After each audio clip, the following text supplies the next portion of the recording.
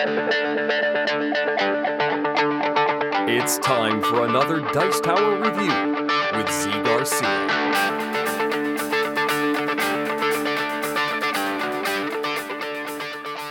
Hey folks, today we are taking a look at Shintoh. Shintoh here is a bidding game in which you are collecting different characters, different deities is what they're supposed to be, and scoring them, making sets in order to have the most points at the end of the game. Very simple concept here. Let me show you how the game works, and then I'll tell you what I think of it. Here we go.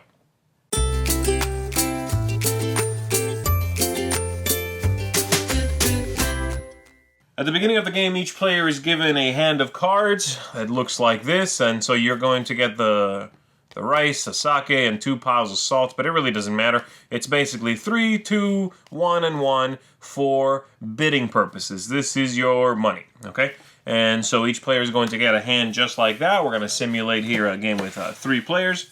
And you are also given one of these cards face down, which are identical. This is the back, this is the front. But I'll talk about those later. I'm not going to delve into that right now. So every player gets one of those. Then you flip over one card from the money deck, basically, and you flip over one card that you are going to be bidding off, okay? This is a special card. I'm going to talk about that later. But most cards look like that. And so, value of 3 up here, and you are going to be starting from the start player, bidding on that card to win it and put it in front of you. Very simple. On my turn, I could say, okay, I'm going to bid 1. Then this person could say, I'm going to bid 2. They want that card. And this third player over here is going to say, I'm going to pass. The first person to pass gets this card that we flipped over from the deck. They put it in their hand. They're done. It's my turn. I am going to pass as well. I'm not that interested. And so this player is going to win it. They take this card. They put it in front of themselves. They discard what they paid. And we flip over a new one. We flip over a new one. And now, again, this player who just won starts the bidding. We do that ad nauseum until the game is over. That's pretty much it, except for there are 3 special cards in this deck. Let me talk about these cards that I showed you at the beginning. These cards show you sets that you are going to be scoring, hopefully, at the end of the game. So this card is worth whatever it says. However, that card is sometimes part of a set, and maybe you can see these, but even in real life, they are pretty difficult to tell which little face matches which little character. But basically a combination of, this and this.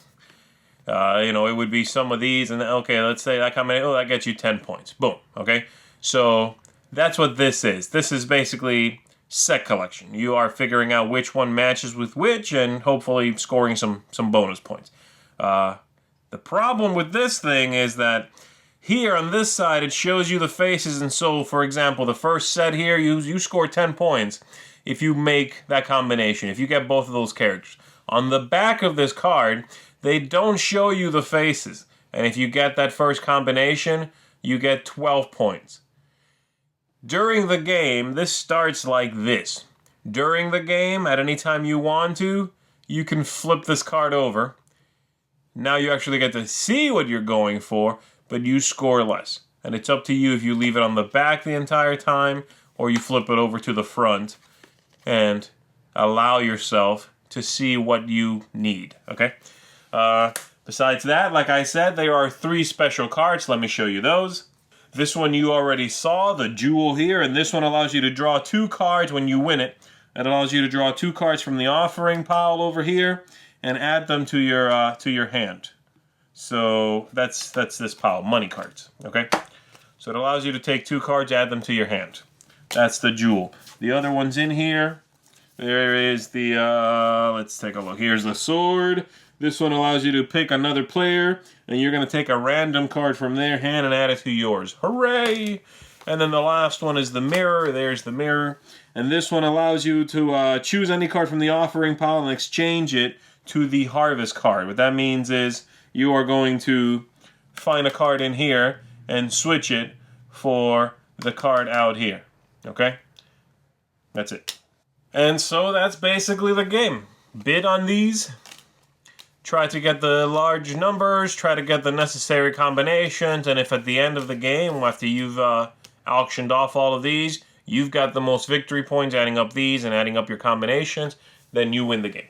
I found the gameplay in this little card game here to be pretty boring, very unengaging. The flow from turn to turn is exactly the same. Nothing gets more interesting. And it's just utterly forgettable, unfortunately. I think Product Arts has done some neat games in the past before. Several of their games I've really liked, and so I was hoping for something better here. Now, they're kind of billing this as a kids game, as an educational game, to teach their audience, their main audience anyway, about the deities that are portrayed in the game. That's fine, and the game play is simple enough that kids could play. I just don't think they're going to care to play. Game's boring. Now, having said all of that, and I will say before I move on that the artwork in the game is really nice, this thing has to be one of the dumbest things I've seen in a game in a long time. If I leave it on this side at the beginning of the game, I'm going to score more points for the sets I make. But I don't know what the sets are. However, I can choose to flip it over. I score less points, but I can look at these little miniature drawings of their faces and attempt to puzzle out which ones they are, because a lot of them look similar. Fine. This can be learned.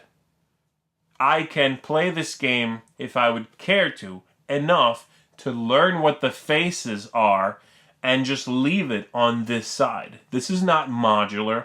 They're all the same. If I play this game enough to learn the combinations, I don't have to flip this card over. I can play with you, having never played, and score more than you because I remember these absurd and arbitrary combinations. Why? This is really bad and pointless.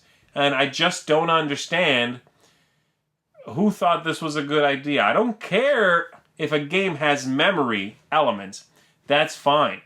But even memory games shuffle up the cards or shuffle up the tiles so that you don't literally learn where stuff is. The red cow is not always going to be in this bottom corner. That's not a memory game. That's a learning game. You just learn that it's there. So, again, this game is so small, it's probably not worth getting worked up about, but this bothers me. This is just, I don't know, this is just a dumb idea. So anyway, unfortunately, as I said, the game is utterly forgettable. Nothing here to hold my interest, and I again, in my opinion, I think no one else's interest. I really like Product Arts, as I said before, but this one, huge miss. That is Shintoh. Thanks so much for watching the Dice Tower videos. Find more great videos and reviews, as well as our top-rated audio podcast at Dicetower.com. You can also find other great shows at DicetowerNetwork.com. I'm Eric Summerer, and you've been watching The Dice Tower. The Dice Tower is sponsored by Cool Stuff Inc., where you can find great games for great prices. Cool stuff in stock. Check them out at CoolStuffInc.com.